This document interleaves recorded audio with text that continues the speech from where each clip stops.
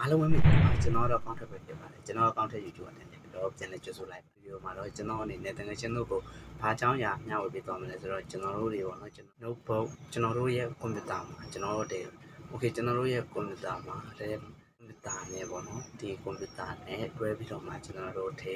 ဖုန်းနဲ့ပဲဖြစ်ဖြစ်ဒါမှမဟုတ်ကင်မရာနဲ့ပဲဖြစ်ဖြစ်ဒီလိုမျိုးကျွန်တော်တို့ပေါ့နော်ဓာတ်ပုံတွေရိုက်ပြီးတော့မှကျွန်တော်တို့အနေနဲ့ကိုယ့်ရဲ့ SD card ပေါ့နော်အဓိကတော့ကျွန်တော်ပြောချင်တာကတော့ notebook တွေပေါ့နော် notebook သုံးနေတဲ့သူတွေကိုကျွန်တော်အနေနဲ့ဒီနေ့မှာ share လုပ်ပေးချင်ပါတယ်ဗျာ okay ကြောင့်မို့ကျွန်တော်တို့ဒီပေါ့နော်ဓာတ်ပုံတွေကိုကျွန်တော်တို့ဝယ်မှားဝယ်မိတယ်ပေါ့ဗျာ okay ပြည်သေးတစ်ခုခုမှားဝယ်မိတာပဲဗျပါပဲဗျ okay အဲ့လိုမျိုးဒီနေ့မျိုးတွေမှာဆိုရင်ကျွန်တော်အနေနဲ့ဒီနေ့ကျွန်တော်ပြပေးမဲ့အရာလေးကိုသုံးကြည့်ပါအဲ့တော့ unboxing ပဲဖြစ်ပါတယ် okay စလိုက်ကြပါဗျာ okay ဒီ unboxing ဗီဒီယိုလေးမှာဆိုလို့ရှိရင်ကျွန်တော်တို့ဘာဖြစ်မလဲပေါ့နော် okay အဲ့တော့ပေါ့နော်ကျွန်တော်ဒီမှာပါပေါ့နော် okay ဒါထိုင်းစာလေးနဲ့ပေါ့နော်ရေးထားပါတယ် okay ဒါပေါ့နော်ကျွန်တော်မနေ့ကပစ္စည်းရောက်ပြီလေကျွန်တော်မလုပ်ဖြစ်လိုက်ပါဘူး okay အခုလိုလက်နဲ့ပဲပေါ့နော်လက်နဲ့ပဲထောက်လိုက်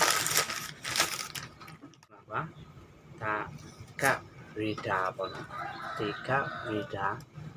ပေါ့နော် HTTP ပေါ့နော်ဒီကျွန်တော်တို့ဒီဒါကဘယ်လိုမျိုးအသုံးပြုလဲဆိုတော့ကျွန်တော်တို့ဒီပေါ့နော်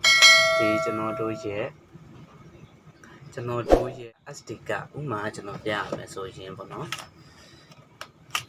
ခဏလေးပါပြမယ် okay ဒီကင်မရာမှာပေါ့နော်ဒါမျိုးကင်မရာလေးတွေမှာကျွန်တော်တို့အနေနဲ့ထောက်ပုံရိုက်တယ်ပေါ့နော် okay ဒါမျိုးကင်မရာလေးတွေမှာကျွန်တော်တို့အနေနဲ့ဆိုလို့ရှိရင်ကျွန်တော်တို့အနေနဲ့ပေါ့နော်ခဏလေးပါတို့အနေနဲ့ဘာလုပ်မလဲဆိုတော့နော် okay ကျွန်တော်တို့အနေနဲ့ပေါ့နော်ဒီကမှာ SD ကရှိပါတယ် okay အဲ့ဒီ SD ကကို okay ဒီကမှာပေါ့နော်ဒီမှာ SD ကရှိပါတယ်ဗျ okay ဒီ SD ကမှာကျွန်တော်တို့အနေနဲ့ပေါ့နော်ဒီထိုးပြီးတော့မှကျွန်တော်တို့ဒီဓာတ်ပုံတွေကိုကူးယူတာပဲဖြစ်ဖြစ်ကင်မရာဒီကင်မရာတွေကဟာတွေကိုဖုန်းတွေကိုကူးယူတာပဲဖြစ်ဖြစ်ပေါ့နော်ဖုန်းတွေကဟာတွေကူးယူတာပဲဖြစ် okay တချို့ notebook တွေဆိုလို့ရှိရင်ကျွန်တော်တို့ဒီ SD ကထဲဖို့နေရာကမရှိပါဘူး okay ဒါကြောင့်မို့ကျွန်တော်တို့ဒီဒါမျိုးဒီပေါ့နော် SD က recorder ကိုကျွန်တော်တို့ဒီသီးသန့်ဝယ်ရတာဖြစ်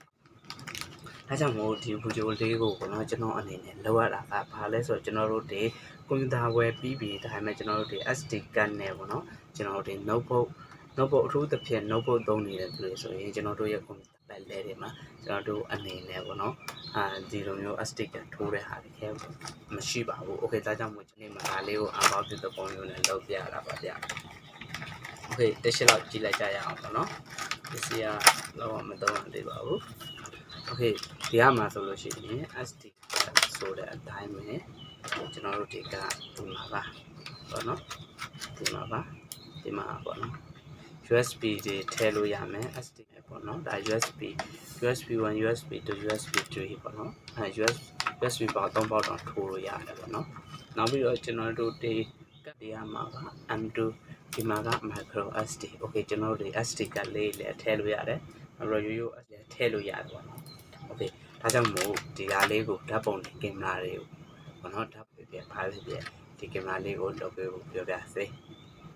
okay လေးမှာဆိုရင် YouTube ချောင်းနဲ့ Facebook ချောင်းနဲ့ unboxing ဗီဒီယိုတွေကိုအမြဲတမ်းမျှဝေပေးနေတာဖြစ်တဲ့အတွက်ပေါ့နော်နောက်နေ့ဗီဒီယို episode တွေကိုကျွန်တော်ရဲ့ content YouTube channel လေးကိုအခုပဲ subscribe လုပ်ပြီးတော့ပါဘေးနားက notification ဆောင်လေးကိုနှိပ်ထားပေးကြရစေကြ okay အားလုံးကိုကျေးဇူးတင်ပါတယ်ကြည့်ရှုသူတရားဖြစ်စီတိုင်းလုံးဝကျေးဇူးတင်ပါတယ်